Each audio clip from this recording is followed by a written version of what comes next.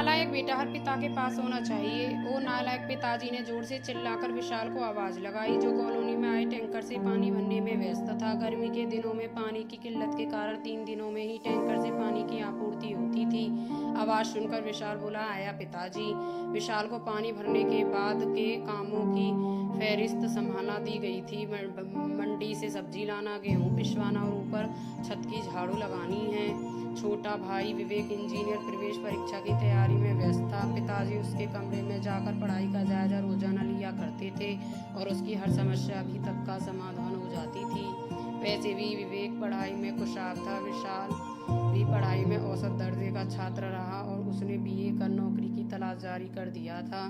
कुछ दिनों बाद विवेक का परिणाम आ चुका था और वह अव्वल रैंक के साथ इंजीनियर कॉलेज में चयनित हो गया था।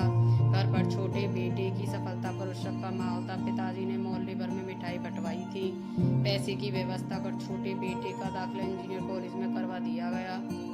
अगले ही महीने बड़े बेटे विशाल का भी बैंक में क्लर्क की पोस्ट पर चयन हो गया। पर आज घर में माँ के सिवा किसी को भी इस सफलता पर बधाई देते हुए नहीं सुना गया। चूंकि पिताजी से प्रशासनिक अधिकारी पद से रिटायर हैं, तो उनके लिए ऐसी सफलता मायने नहीं रखती थी, या यूँ कहें कि इस पर खुशी जाहिर करना भी उनकी शान में कमी करने जैसा था।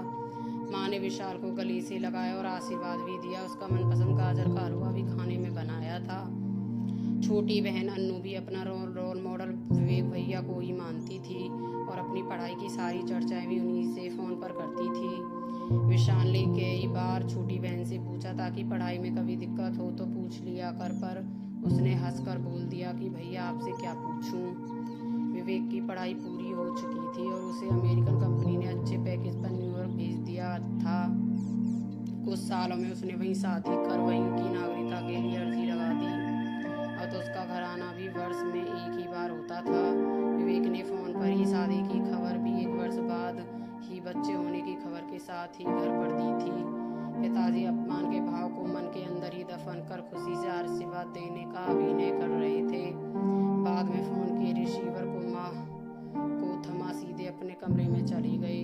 विशाल ने माँ की पसंद से ही शादी की और उसकी पत्नी घर की सारी जिम्मेदारियों को बखूबी निभा रही थी।